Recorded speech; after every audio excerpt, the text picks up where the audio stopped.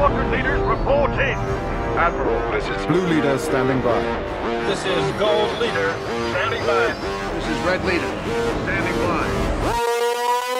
Welcome to the Star Wars Post Livecast, the official livecast show of the StarWarsPost.com, your Star Wars home for news, reviews, features, and more.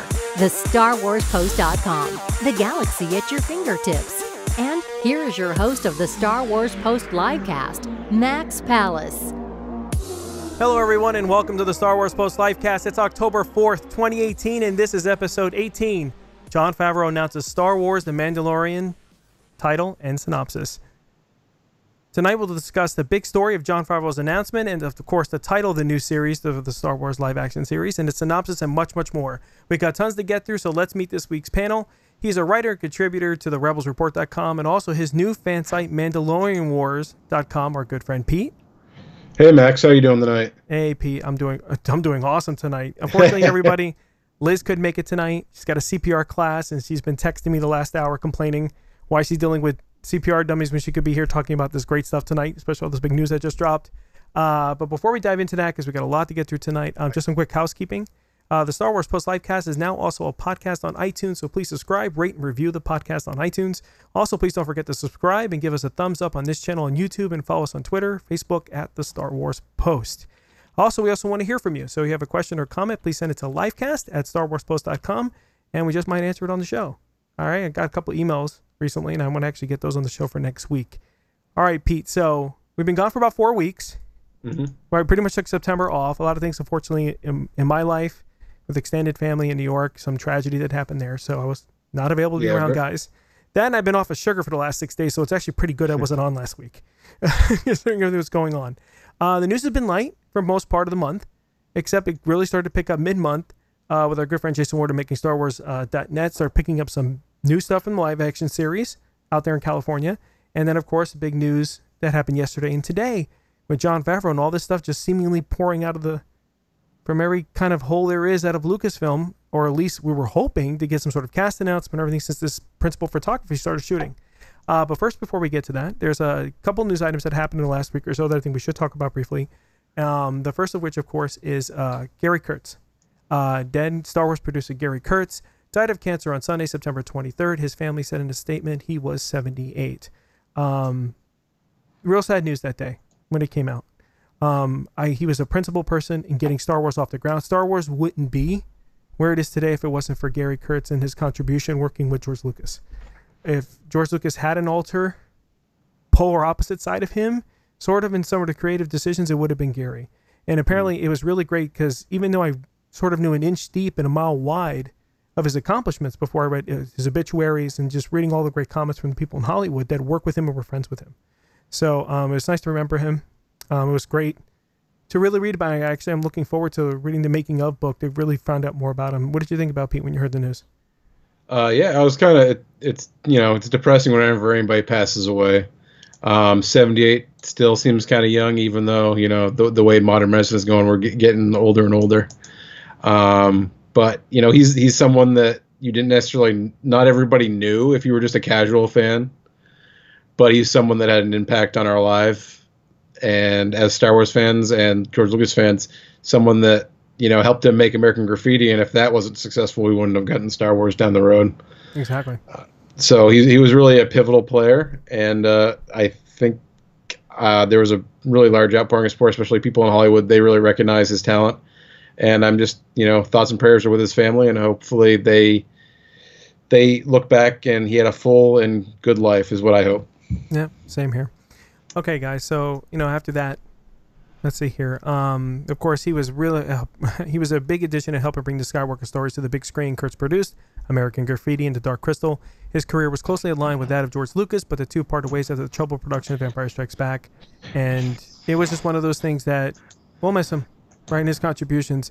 And, I can't wait to really learn more about the guy. I think that's probably one of the biggest things I have on my to-do list after what happened, 2 weeks ago. But of course, other news this week that happened was just as big is that Kathleen Kennedy renews the contract with Lucasfilm. So earlier this week, The Hollywood Reporter had a big exclusive that Lucasfilm CEO Kathleen Kennedy had reignited her lightsaber. The lead producer and architect of the Star Wars franchise has renewed her contract to remain president of Lucasfilm for another 3 years through 2021. So besides me doing the tap dance at home, for all the YouTube haters out there that were like totally picking and predicting that she was going to be gone at the end of October or at the end of September, well, apparently they got that really, really wrong. And Lucasfilm signed her off for another 3 years, which I think is a fantastic idea. I think she's earned her salt. She was a brilliant executive in moving the entire franchise over from Lucasfilm to Disney, which is not an easy transition. And she made a lot of money along the way.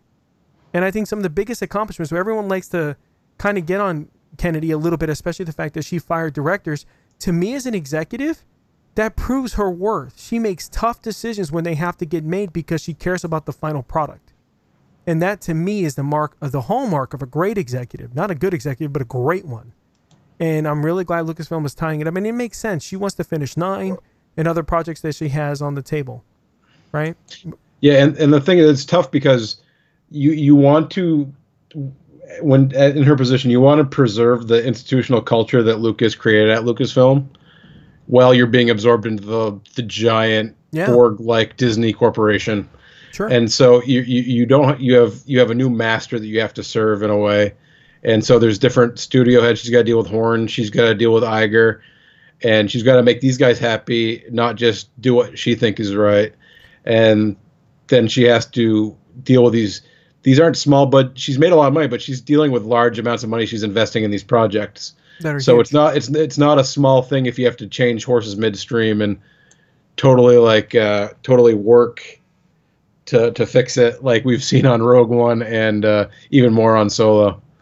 Yeah, and it gets, I think, even deeper. When a business transitions to a new owner, usually you're selling widgets, and that's not that hard. To transfer from one company to another, you're still building the same product. The biggest thing that Kathleen Kennedy also had to do was the new culture at Disney. You have to not only worry about the movies and the projects and all the things you got going on, you have to be creative and come up with new things. You also have to do the nuts and bolts, regular business duties of what's going to happen to your employees. Are they going to get folded into Disney? Or are they going to start letting them go? Right? Are they going to be sizing down? Our budget's going to completely change. There's a lot of work that goes in as an executive to transition from one company in a merger. There's a lot of work to be done. And while that's happening, you have to come up with all these new ideas, all these new projects in order to make money.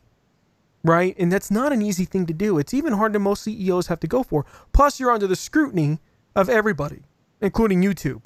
Right? At the same time. So, this, of course, was expected with Kathy Kennedy staying around, especially for 9. Some of the other projects. But it was great to hear. I laughed. I pointed fingers, especially at those who really deserve it. And you YouTubers know who you are, right? For kind of pushing this whole narrative and just really just Botard, really just ridiculous thinking that they were doing. Okay, Pete, so let's get to the big news. This whole week of the Jon Favreau live-action Star Wars series that we've been seeing over the course. Now, this whole thing speeds up with our good friend Jason Ward of Making Star Wars. So Jason figures out where they're filming in like El Segundo, somewhere California, right? Of course. So he figures out this place and he texts me, and then he tweets out the picture to everyone online with him, Randy LaJudice, also from the Making Star Wars Now This is Podcasting podcast, his co-host, and Raj from the Sith List. And they're all three chumming around, sitting in front of a bush, overlooking this this little area, parking lot, dirt lot next to a train depot, what it looks like. And it's the live action series for Jon Favreau, and they're starting principal photography. There's no notice from Lucasfilm. There's no announcement by anybody. There's no casting things in the press or in the trades. There's nothing. And Jason's already sitting there, camera in hand, which I was laughing, going, wow, you really are in the bushes getting these spy shots. And we get our first glimpse of the set. Not much to see. Blue screens. The area looks like a marketplace, probably Tatooine, something-ish of that area. And then Jason starts getting his scoops, which, of course, the last week was pictures. Earlier this week is not only were more pictures, but starting to get some feelers from some of his inside sources. which included Jason, as of last night, was talking about how we were going to start seeing. Jason talked about how first it was we looking at just the sets themselves, but all of a sudden this is crazy to me that he gets the stuff, and then all of a sudden he just turns out to be right. So Jon Favreau, the producer, so what happens is he gets this culmination of all these pictures, and he starts probably talking about casting announcements, but he's not sure. And then all of a sudden Favreau, out of nowhere last night, releases the synopsis on Instagram for everyone to just digest, which is incredible to me. And of course, it went in like this. Jon Favreau, the executive producer of the new Star Wars live-action series, released the series title and synopsis yesterday evening over his Instagram.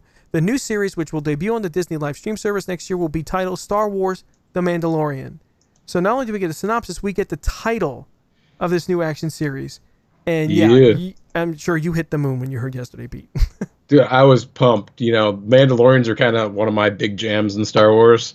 So I was over the moon when we actually got confirmation of Jason's rumors. Yeah. And I'm still on like basically cloud nine thinking about how awesome this is going to be. It was just incredible. And I mean, it out of nowhere. And I'm wondering if did Jason push this like on Lucasfilm to come out? I mean, usually when someone starts leaking stuff. Well, and it seems like they haven't been able to shut down where he's getting the images from and stuff. Yeah, and so they got it. They probably want to get something out there official before he just sort of like gets that one shot that you get the potato phone shot that ruins it. No kidding. So, and then of course the synopsis came soon after, and it was done in a style that looked very much like, the normal scroll that we see. Mm-hmm. And after the stories of Jango and Boba Fett, another warrior emerges in the Star Wars universe. The Mandalorian is set after the fall of the Empire and before the emergence of the First Order. We follow the travails of a lone gunfighter in the outer reaches of the galaxy far away from the authority of the New Republic. First person that popped in my mind. I'm like, okay, it happens right after Jedi-ish. Guy wearing Mando armor. My first thought was Cobb Vanth from the Aftermath series by Chuck Wendig. I'm like, oh, wow. If this is Cobb Vanth, and of course, like a bunch of people jumped on last night thinking the same thing. I'm like, this would be incredible to do this. And of course, we just didn't know. And then what's hilarious is, so Jason's on last night with Peter Soretta from Slashville. And Jason starts doling out all the clips he have, especially because he started hearing that Dave Filoni was going to be directing the very first episode. Yeah. And that also Taiki Waititi, I forget his name, the director who did Thor. Waititi, yeah. Yeah, Waititi would start doing, he would do directing the final episode. And Jason talked about how there would be 8 episodes instead of the 10 that the New York Times had reported. And I mean, all this is like coming in fast stream, and I'm laughing with Jason because he's got all this stuff. And then sure enough, an hour before we go on live tonight, the official site in the middle of New York Comic-Con happening, starting today, they come out of nowhere tonight with not only the first picture set of the Mandalorian himself, but also, again, another little bit of the description, again, the same one that Favreau released. But then they also released this dream list of directors who are going to be playing in this sandbox. Now, first, let's go ahead and let's just show the picture first, because I actually have it right up here. This guy's amazing. Sorry, Pete, I'm going to take you off the video feed here because you're going to be sitting behind him. But wow. Do it. No, talk about this guy. Sick. This is you. This is beyond sick. You can go first. What do you like about this costume design? Because I'm all over it. Okay, so the first thing, we'll start head to toe. The first thing is the stripped down helmet. It looks like it's just rough polish, the paint's worn off it or there's no paint on it. And the rest of his armor is faded, dented, bullet holes, scratches, blaster marks.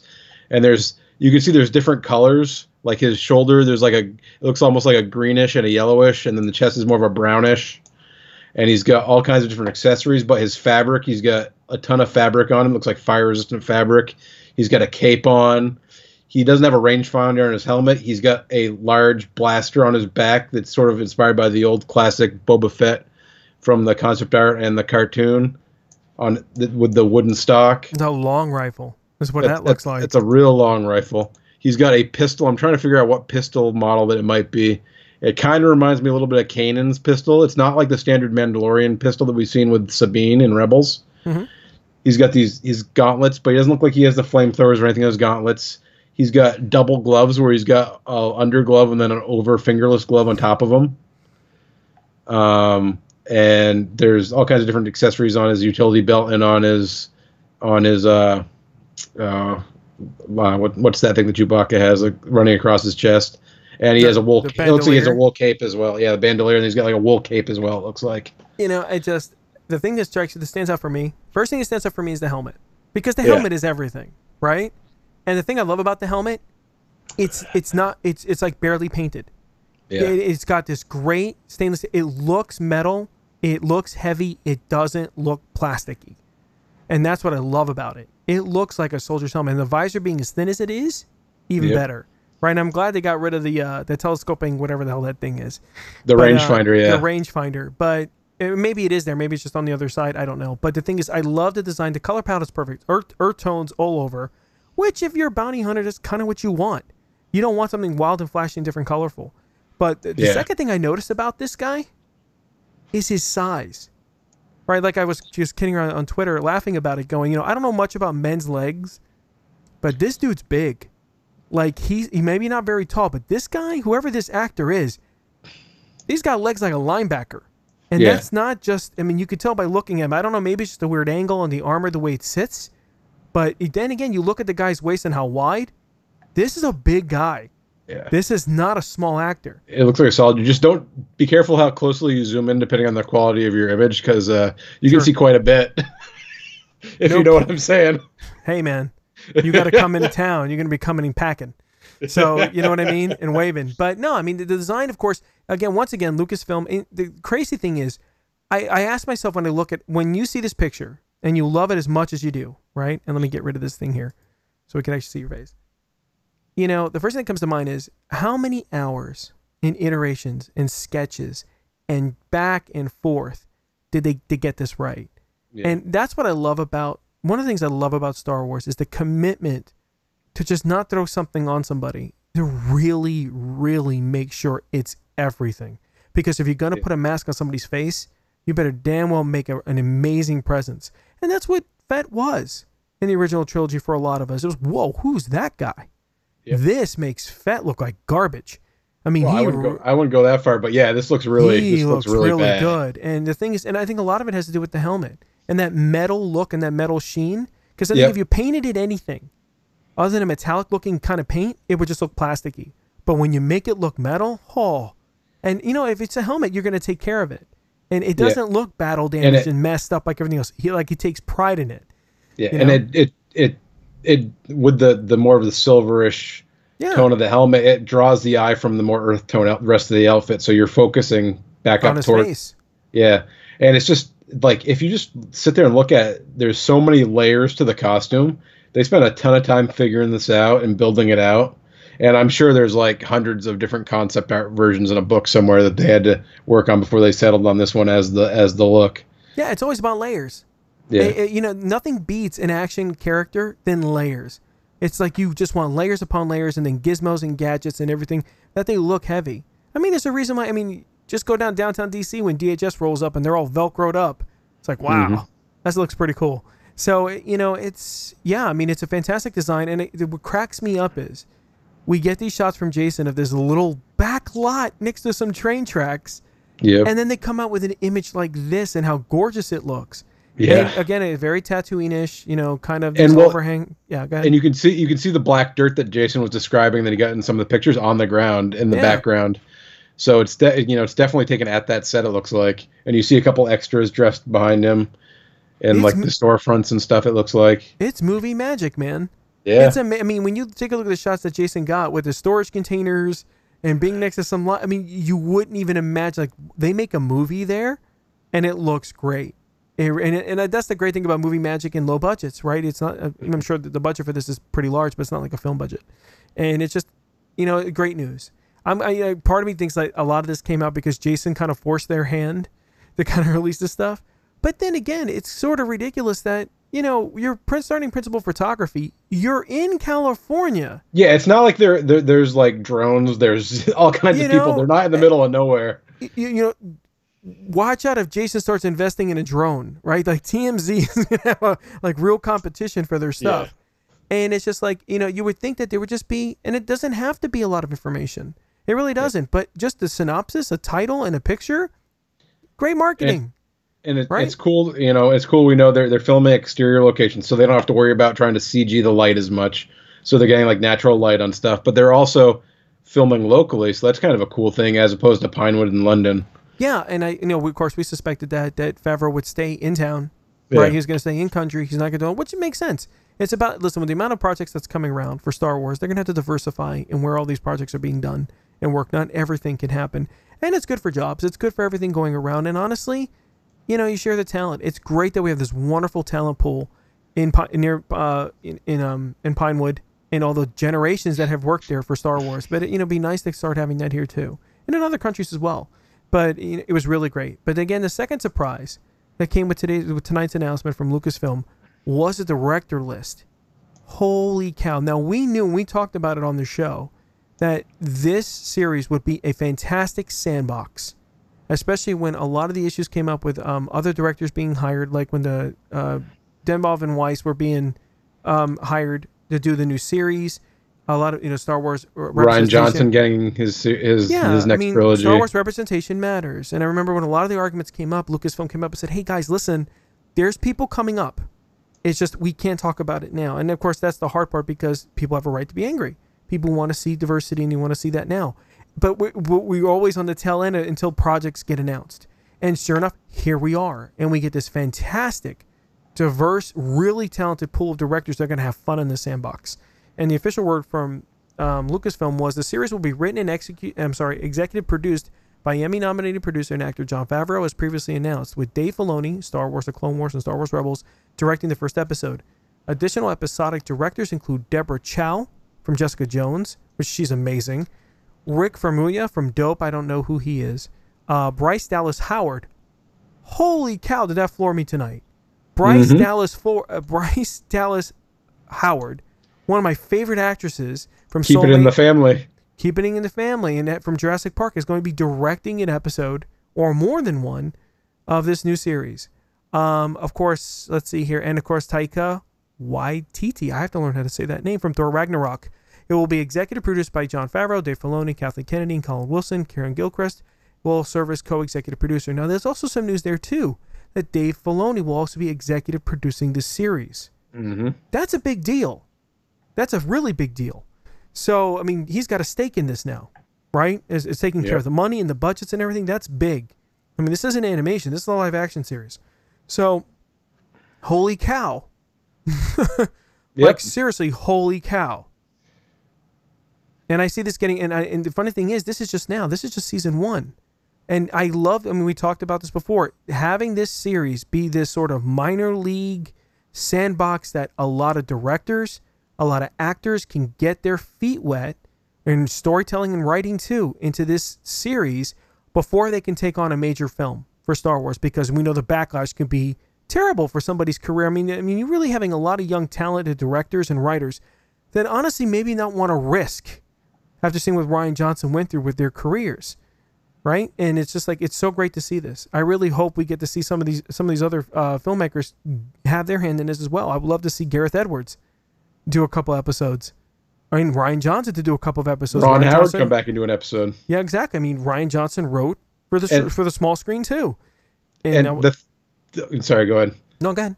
I was just going to say that the thing is that if you want to get a more diverse director base in Star Wars, this is a great way to do it, because the time commitment is so much less for a director to do an episode of a TV show than it is to do a feature for you. And one of the things, I went back to the March 8th announcement when they formally announced the series with Favreau attached, and Kennedy said that it was going to be a series that will allow Jon the chance to work with a diverse group of writers and directors and give Lucasfilm the opportunity to build a robust talent base. And they promised that, and they're following through on that. And that, I mean, there's people that are not like the crazy, wackos that were like trying to bring Kennedy down, but there have been critics of Kennedy from the other side that says she hasn't done enough for diversity. And she said, "Listen, we're going to work on it." And now we're seeing some of the fruition of that. Yeah. And this is only the first batch. I mean, exactly. We don't know the other writers. We don't know the rest of we don't know the cast yet. They're working on it. It's not like there's something they're ignorant of this. There's a lot of people there that are very aware of the issues and are actively working within the Hollywood system and the limitations that it has to try to make things better and to give other people opportunities that haven't had opportunities before. Yeah, and and I honestly think she wants to do it anyway. I think Kathy deep down wants to do the exact same thing, and it was just going to take time. And with Star Wars, it was really going to be hard because they keep everything so close to the chest. I mean, tonight's news probably wouldn't have come out if Jason didn't come out with this stuff earlier in the week. I mean, honestly, it probably wasn't on the schedule. It wasn't on the docket at all. Maybe it is, but the timing was just coincidental. I doubt it. And it's great to finally see that with the directors, because this is just fantastic news, and it's everything we're hoping would be. I mean, Breaking Bad and even Star Trek, the original Star Trek, were all great because you had different directors, you had different writers, you had different people come in and play in that. Like Rian Johnson directing an episode. Rian Johnson directing some of the most key episodes of Breaking Bad. And that's what got, I think, probably raised a lot of people's eyebrows and the talent that he has. And that's the great thing about having a series like this, because I hate to call it the minor leagues, because it isn't. Streaming services and movies are far as I'm concerned, they're just right up there with filmmaking, with major motion pictures. It's the same thing.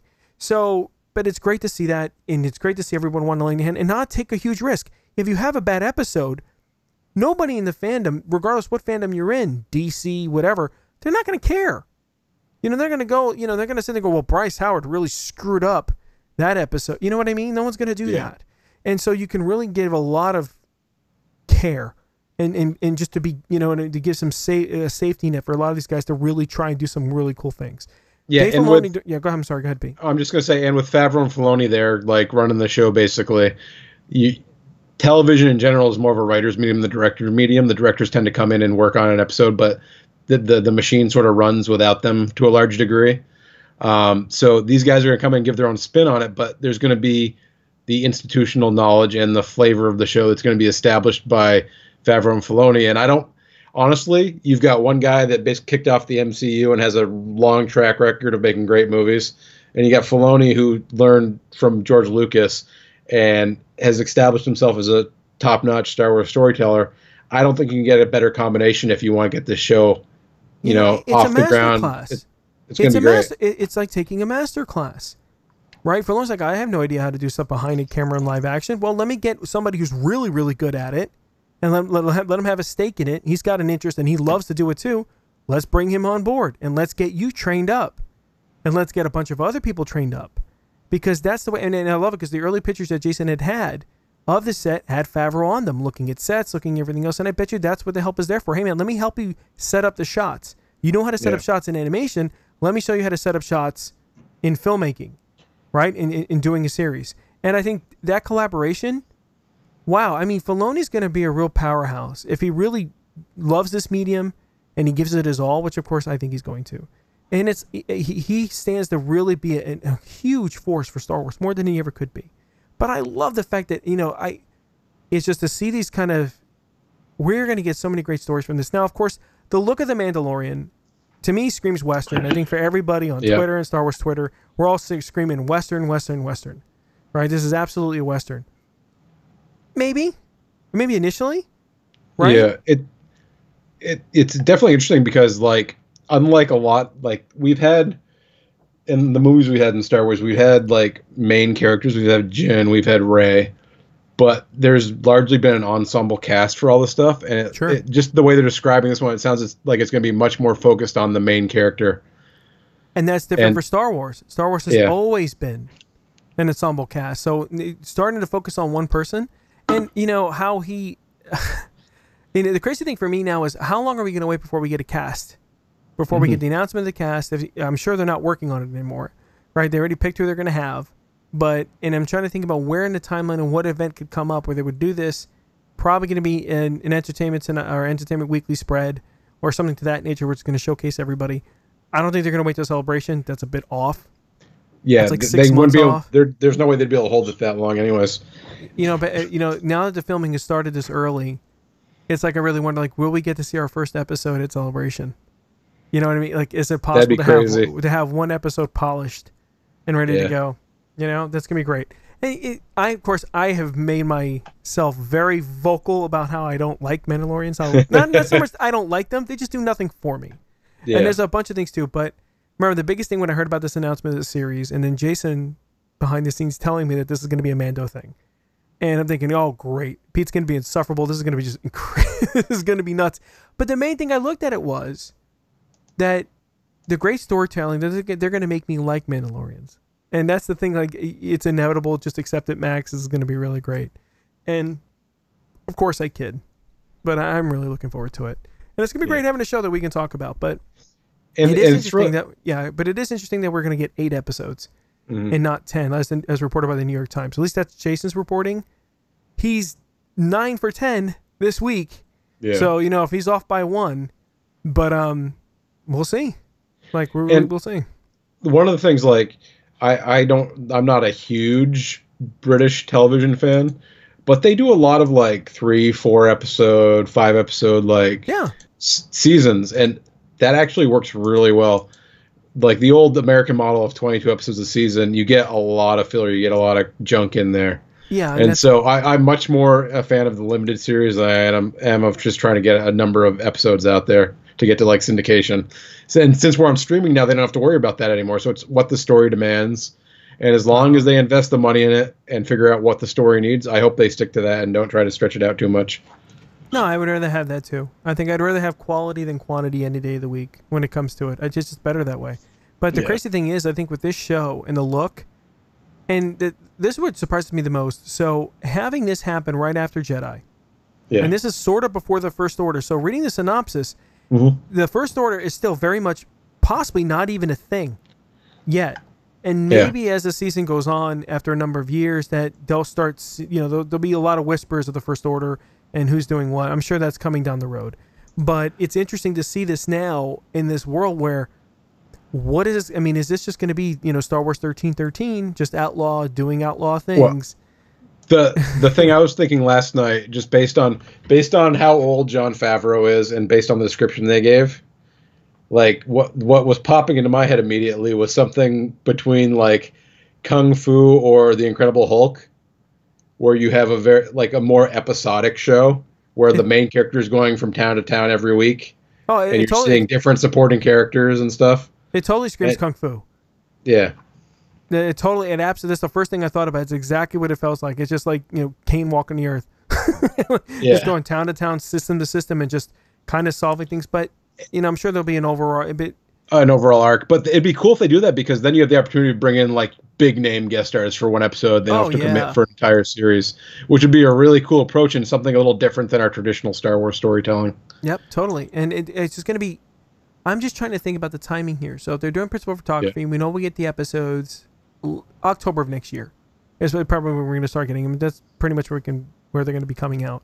Yeah. So it's like to think about in that time frame. It's like live action series in October. Episode 9 is coming at the same time. And that Force Friday, if they're going to have the toys for this live action lined up, if they're going to have toys for it, it's going to be a wild year next year. And Resistance, of course, Star Wars Resistance, the new animation series starts this Sunday. I think it premieres this Sunday. So the kids got something to latch on to, right? And I just keep thinking about Celebration, how all this stuff, if they show one episode, which I don't know if they will do, but I keep thinking of the Mandalorian mercs. They're all going to be sitting there wanting to be dressed up like the Mandalorian. Now I'm going to end up seeing like 10,000 of these guys marching, all looking the same, right? Getting into like Viking bar fights. Yeah, one of my buddies, Paul, was already saying tonight that he's like, yeah, I know my buddies in the Mandalorian mercs are already building the armor tonight. Someone's already working on it. And I could see these guys just, I'm the Mandalorian merc. Well, I'm the Mandalorian. And the crazy thing is, like, the good thing about it is if you zoom in on the photo really closely, the cloth and fabric and everything, it all looks like it's pretty accessible stuff for them to get. It's not too wild. There's not too crazy of like patterns. It's not like some of the Kylo Ren stuff that was very intricate. Wow. So it seems like this is going to be a costume that people are actually going to be able to build. Well, so I'm kind of excited to see that. It was one of those funny moments for me, the last celebration that it was at, because I'm going to play real idiot here, because I'm sitting on the floor. I'm tired. It's already like the third day in. And all of a sudden, I'm sitting on the floor. All of a sudden, I see this guy dressed up like a Mandalorian, but of course, some weird colors. Nothing like you would normally. It wasn't like Boba Fett. Yeah. And all of a sudden, there's a person behind him, a person behind him. And next thing I know, it's like a train. It's like a 1,000-person train, all walking unison through the floor, different colors, everything. Wow, pink, you name it. Like it was all in there. And I'm all over the like, place. who are these guys? I want to party with these guys. And I'm just gonna drop this on you right now, Max, because a little Mandalorian culture. In the culture, there's different colors symbolize different things. Like you'd send a message with whatever color you chose for your armor. Okay. And so like, there was some that were for like honoring your family. There were some that were like for revenge. There's all kinds of different colors. Cool. And so it actually has a lot of meaning. And in Rebels, we see that Sabine inherited her armor, but she repainted it herself. So it's both the tradition of it and making it your own. That's a big part of the culture. And it'll be interesting to see if we see that reflected at all in the show. But I thought about, because when I saw the picture, I just started cracking up thinking, what if I see that army of 1,000 guys marching again and they're all the Mandalorian? It's going to be like, and these guys must have been so happy. The Mandalorian mercs must have been just, these guys are going to have a Viking party. They're going to wreck everything. There's going to be furniture everywhere. There's going to be like, we're finally here, bitches, after like 20 years. Like, we're here. And it's just going to be, it's going to be wonderful. I'm so glad, I love it when everybody gets a little piece of Star Wars for themselves, right? Whether it's because of diversity, whether it's because of character you like, whether it's because of the species you like, whatever, right? Maybe one day I get my Ognaughts, like spin-off or, the things that I talk about. But I love it when people get a little bit of what they want. I mean, I do. And I thrive off that. And I think that's probably the biggest reasons why I write for Star Wars on my fan site. And how we do the show is because I love living off the hype and the fun that other people give off when they get something that they want or where they really look forward to. And this was just a breath of fresh air. It really was. After a month, things were pretty quiet. So, wow, that image, I can, it's funny. They announced it an hour ago and we're doing the show now. I can imagine outside of Star Wars Twitter, in the regular world, when that image is going to go around the world in minutes, people see it, their heads are going to explode. And I actually did something I normally don't do. I actually took the picture, went to my personal Facebook page, said, hey, friends and family, I just want to drop this off. And I'm just curious to go back on to see everybody go, what? And I'm really curious to see who's going to be playing this character. This could be a huge iconic role for the saga. I mean, this person's going to have a huge weight on their shoulders. It almost reminds me of Kanan in Rebels. This is going to be one of those, just, you don't think so in the beginning, but then you realize this can be a really, really, really big character in Star Wars. I mean, really big. I'm already expecting Rian Johnson, when he does his new trilogy, he's going to have some new heroes, some new heroine that's just going to be amazing, right? That everyone's going to gravitate to. This person is going to have, Favreau's going to have it in them. And it's going to be amazing. And I can't imagine who they picked and how it's been kept this quiet in Hollywood. Yeah. Damn it. I mean, casting. I mean, you got guys out there who work the trades. We're not talking like the Jason Wards of the world. We're talking like 3 layers up. Yeah. You got guys that they pay off bellhops. These guys know the housekeepers that go in and they clean the stuff in janitors and buildings. They know who walks in, who walks out. There hasn't been a blip from anybody. No, none of their agents trying to get more money. I mean, there has been nothing on who this guy is.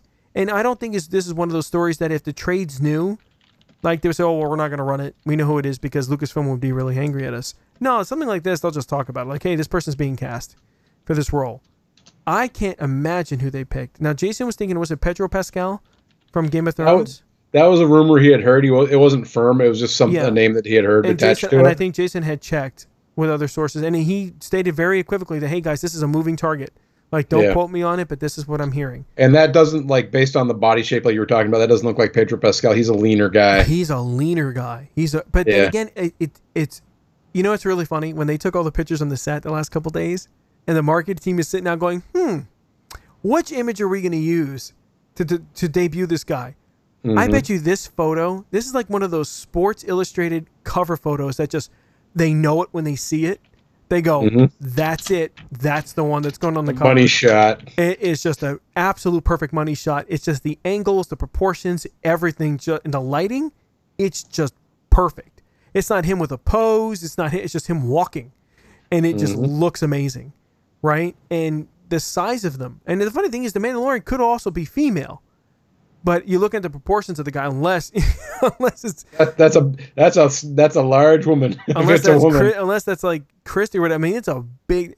I'm looking at this guy because the funny thing is I can't help but look at the proportions because Yeah. the guy, and I make a joke, but the guy's lower half, he's got legs like a linebacker. And there are very few guys in Hollywood. And the funny thing is, of course, you think Star-Lord, you think, who's that actor who plays Star-Lord? I forget his name. Chris Pratt. Chris Pratt. I hope it's not Chris Pratt, but it's kind of like, it's almost his body type. It's not very tall, maybe 6 feet, just under 6 feet, but very bulky, especially, you think, or even almost as The Rock. Just at this guy, waist down, he looks like The Rock. It's like that kind of big. Just when you notice it, just because it just, you look at football so long, and of course you got the pads right over the thigh, just like you do in football, right? You got your thigh pads. It almost looks to that thickness, which you would see from a linebacker or a football player. This guy's got to be big. That or it's just a weird camera angle that makes it look that way. But I'm dying to find out who this guy is. And everyone's going to be screaming for who he is. Mm-hmm. Reveal, maybe?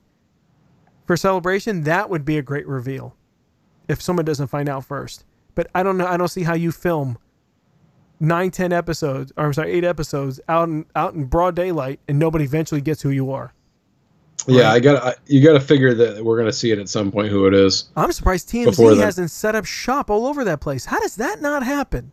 Yeah, I was surprised at that too. Jason's been there for like days, and I figured the place would be flooded. I figured they'd be like, okay, we figured out where he's at. Let's go. Well, Jason and I, we crack each other up almost every other day texting each other because the guy's hilarious. And he texts me the photo with them sitting there. And I'm like, why don't you just do a podcast from there? Totally kidding. And I think that's exactly what he did last week. He podcasted from the site. These guys are looking at him, giving him shit looks. You know what I mean? Like, hey, hi, Jason. Yeah, like you said last night. Yeah, we're going to murder you in your sleep if you're doing what you're doing.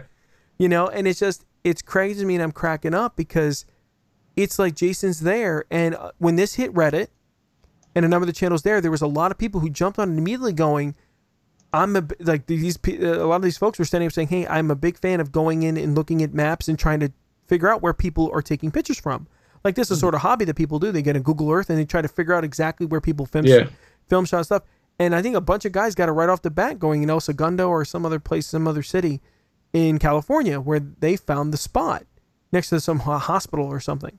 So it's like, when this stuff hits, of course, you and I were kidding around with Photoshop before the show, trying to lighten and darken the image to see if we could see the head behind the visor.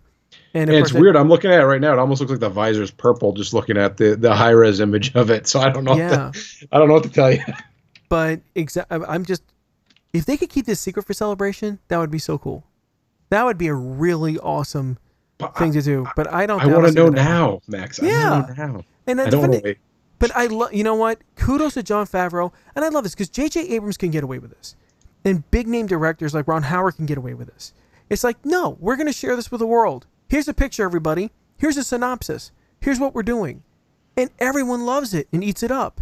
It's like if you open it up, and you don't have to tell much, just a synopsis and a title. The guy did it over Instagram. It wasn't some marketing thing with Lucasfilm. It wasn't some big reveal. It wasn't on the Star Wars show. He just handed it out on Instagram. And I really wonder how that worked out. I really wonder if it was like Lucasfilm going, no, John. We have a way of doing thing here. We do a big thing. We're going to do a big release. And he's like, no, send. You know what I mean? He's like, that's it. And I think that does work. It does work. It gets the buzz going. It's New York Comic-Con right now. They could have easily announced this at New York Comic-Con and made a huge buzz on the first day. And all you would need is a table, a simple backdrop, and just drop it. It would be huge. But they do it now at 9 o'clock at night.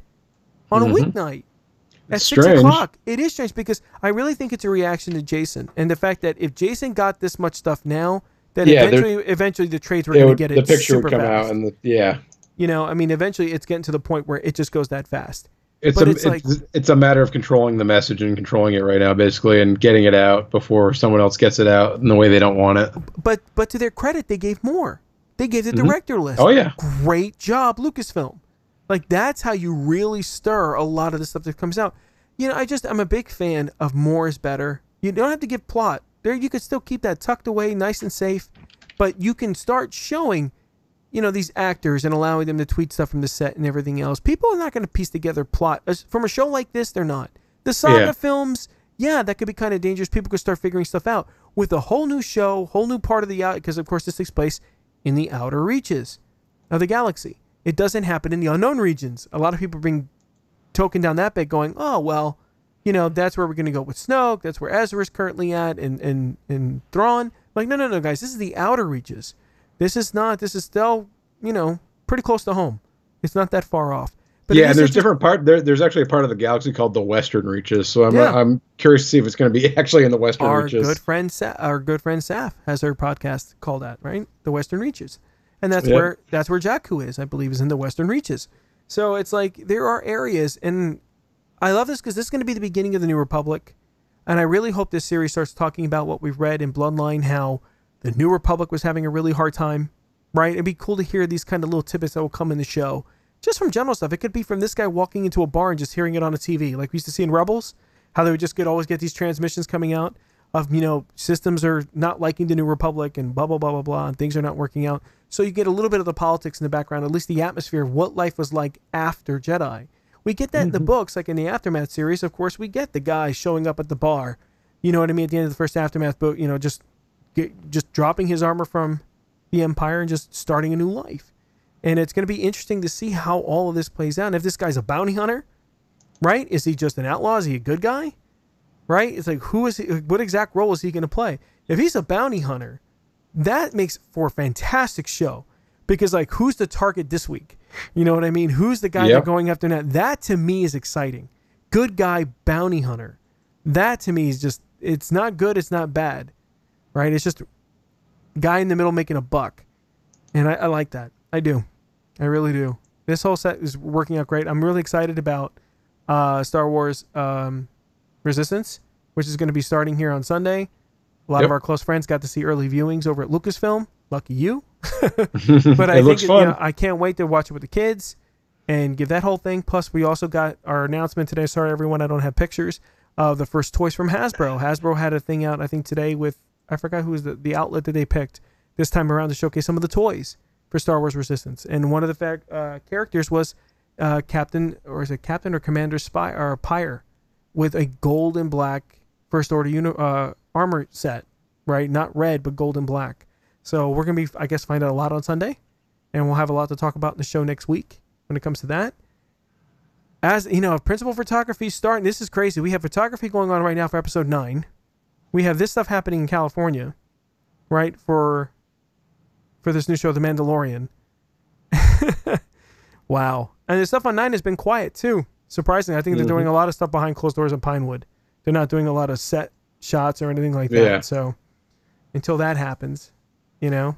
But it was a great night. Perfect timing for us, especially coming back after a 4-week hiatus. Definitely. Right? I know you're on cloud 9, Pete, and I'm happy for you. I really am. Really happy you're getting what you want. Right? Yep. I just need to lose a little weight so I can get some armor like this and wear that around. I'll be the short. I'll tell you what. I used to do a lot of plastic modeling when I was a kid because that was just one of the cool things to do in New York. You know, you couldn't go outside and play all the time. Yeah. And even as an adult, I'm thinking about getting back into the hobby and a lot of YouTube videos and stuff like that, and getting that perfect metal sheen with the new paints that are out there that you could easily do. It's going to be great to see a lot of these Mandalorian helmets with that kind of look. It's going to be impressive. I really hope a lot of the costume builders out there are going to just do a great job. I can't wait to see this costume in person. Like that, I'm looking forward to it in Celebration. I can't wait to see a really great one and what this thing looks like up close. I can't wait to find out who's underneath it. And you're going to be blown away because some of the Mandalorian works actually use metal for their costumes, which are like crazy heavy and crazy complicated to do. And so they put a lot of work into that stuff, so it's going to be really cool to see. And that's the thing. Like, I really wish the Star Wars show would have more of that, because the prop shop, how they do the props, and even giving some techniques and some things away would totally be a main repeatable, watchable thing for the Star Wars show. There's a lot of people who would love to learn how they do it at Lucasfilm and what kind of materials they used and what kind of things they use. And I think those kind of segments for the Star Wars show would have so many repeat views on YouTube that people would want to see and learn from. Or just a separate side series to do that. Prop building, costuming, Lucasfilm could take and I'm sure those guys, I know as busy as they are, they would love to share their how they got about. I mean, of course, we see for Vader's helmet, and back of the, you know, behind the scenes reels that we've seen from the films and stuff like that. But it would be really great to see, like, I would love to see this helmet up close, because in sunlight and other lights, if it is a metallic kind of finish, it's going to dazzle in different light in weird ways. Like this helmet indoors, I can't wait to see what it looks like. It's going to be interesting. Definitely. You know? All right, guys. I think that's going to be it for tonight. We had a great time. Pete, I really wish Liz was here. Liz wasn't doing CPR training. Oh, that is so funny. She's just. I need some of that CPR training tonight, because no kidding. I might stop breathing after all this excitement. Sending me pictures of a CPR dummy going. She's like, "Why am I here? I should be talking about this new image that came out." Okay, everybody. Let's see here. So let's get this thing going here. But again, guys, this was a fantastic time tonight. I had a blast, Pete, and of course we're going to have a lot more about this coming up in the future. So guys, don't forget, everyone please just for some housekeeping, don't forget to follow us, of course, on Facebook, Twitter, and Instagram, and YouTube. Subscribe and do all that good things to help us out. It really helps. Don't forget, you could also catch us on iTunes. This livecast is also a podcast. Don't forget that as well. With that, everyone, have a great night, and we hope to see you guys again next week.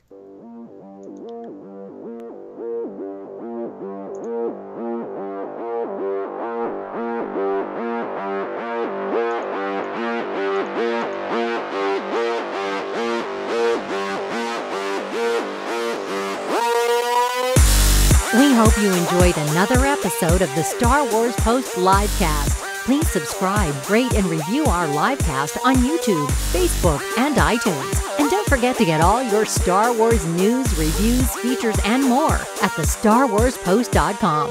The galaxy at your fingertips. Good night, and may the Force be with you.